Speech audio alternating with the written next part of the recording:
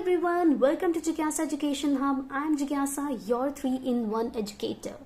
As we all have to face many problems in pronouncing the words correctly, right? So, in this video, I will teach you about the basics of pronunciation of vowels and consonants. Pronunciation got easy part 1. Let's get into it from very much basic to advanced. As you can see, I write vowels, यानी स्वर.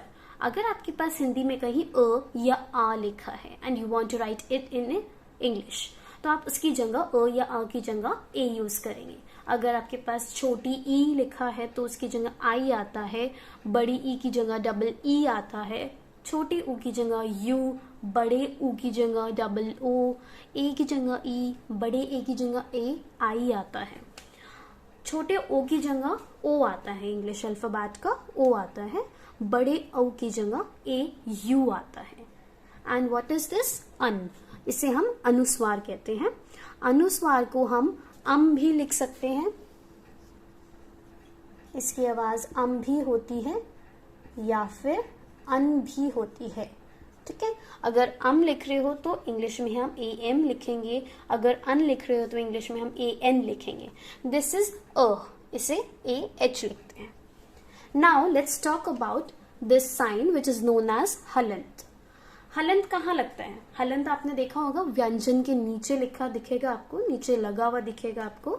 जैसे मैंने यहाँ लगाया है क के नीचे हलंत. इसका क्या मतलब होता है? इसका मतलब होता है कि वो क अधूरा है, वो वर्ण अधूरा है. और वो वर्ण पूरा कैसे होता है? जब हम उस क में अ को ऐड करते हैं तो वो वर्ण पूरा हो जाता है. ठीक है. यानी कि अगर हम क लिख रहे हैं तो क को हम के लिखते हैं. ठीक है. तो यानी कि ये जो क है इसे हम के लिखेंगे और के यानी आधा क. राइट. तो अब पूरा क को इंग्लिश में कैसे लिखते हैं? आधा क यानी के में हम ऐड करेंगे अ विच मीन्स इन इंग्लिश ए. तो ये जाके पूरा वर्ण बनता है क, तो उसे इंग्लिश में हम के ए लिखते हैं. क के लिए इंग्लिश में के ए ही आता है, लेकिन कभी कभी सिर्फ के भी आ सकता है. Let's move on to consonants. Now let's do some examples. अगर आपको हिंदी वर्ड्स को इंग्लिश में लिखना है, इंग्लिश अल्फाबेट्स यूज करके, तो आप कैसे लिख सकते हैं? अब जैसे कि वोवल्स और कॉन्सोनेंट्स हम पढ़ चुके हैं, English to Hindi, Hindi to English. तो अगर जैसे अनार को you have to write in English, तो अ को ए लिखते हैं, न को एन ए लिखते हैं, र को आर लिखते हैं. This is how you can easily make them in English. औरत ओ को हम ए यू लिखते हैं. र यहाँ पे पूरा वर्ण है, यहाँ कोई हलंत नहीं लगा है. पूरा वर्ड जब हिंदी में होता है, पूरा व्यंजन जब हिंदी में होता है तो इंग्लिश में हम उसके में ए ऐड कर देते हैं. ठीक है. तो र को हमने यहाँ पे आर ए लिखा है, तो यानी टी. औरत. छतरी में छ आया है, सी डबल एच लिखते हैं हम छ को. और यहाँ पे छ एक पूरा वर्ण है. पूरा वर्ण जब भी हिंदी में होता है तो इंग्लिश में वहां पे ए ऐड हो जाता है. तो छ. तो के लिए टी, र ई के लिए R I. Now moving on to Yamuna. Yamuna में य आता है, य यानी वाई. य एक पूरा वर्ण है तो यहाँ पे हमने ए ऐड किया. और यहाँ पे अ की मात्रा भी आ रही है तो इसलिए भी ए ऐड हुआ है. म छोटी ऊ की मात्रा मु, एम यू. ना एन ए. ज्ञानी य.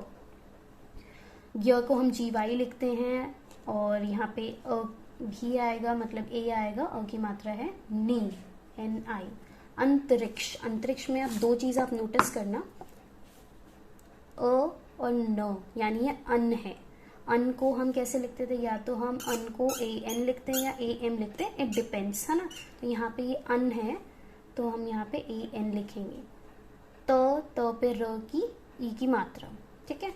तो के लिए टी और री के लिए आर आई. अक्ष के लिए हम के एस एच लिखते हैं. ठीक है. तो अंतरिक्ष इस हिसाब से लिखा जाता है. नाउ कॉन्सोनेंट्स यानी व्यंजन. तो जैसा कि आप देख सकते हैं मैंने सारे ही व्यंजन के नीचे हलंत लगा रखा है, जिसका मतलब ये है कि सारे ही व्यंजन अधूरे हैं. इसीलिए मैंने कहीं भी इंग्लिश के वर्ड्स में ए ऐड नहीं किया है. तो अगर आपके वर्ण पूरे होंगे तो आपको ए ऐड करना होगा. जैसे क अगर हम हलंत हटा देते हैं, अगर हम क लिखते हैं तो इंग्लिश में हम उससे के ए लिखेंगे. अगर हम ख लिखते हैं, पूरा वन ख लिखते हैं विदाउट एनी हलन, तो इंग्लिश में हम उसे KHA लिखेंगे। ठीक है, तो अभी हम बात करते हैं फिलहाल जो मैंने लिखा हुआ है उनकी। क को हम के लिखते हैं, ख KH, ग जी, घ को GH, च को CH। अब च और छ में होती है कई बार कंफ्यूजन, तो च में CH और छ में CHH। ज को J, झ को JH, ट को T, ठ को TH, ड को D, ढ को DH, न को N, त को अगेन T। तो ट और त दोनों में T यूज होता है इंग्लिश में। ऐसे ही ठ और थ दोनों में TH यूज होता है। ऐसे ही ड और द दोनों में D यूज होता है। ढ और ध में भी DH सेम यूज होता है। न में तो न यानी N ही यूज होगा। प में P, फ में वी कैन यूज F और PH। ब में B, भ में BH, म में M, य में वी विल यूज Y, र में R, ल में L, व में वी कैन यूज V और W। श में SH, सेकेंड ये वाले श में भी SH, स में S, ह में H, अक्ष में KSH, ज्ञ में GY।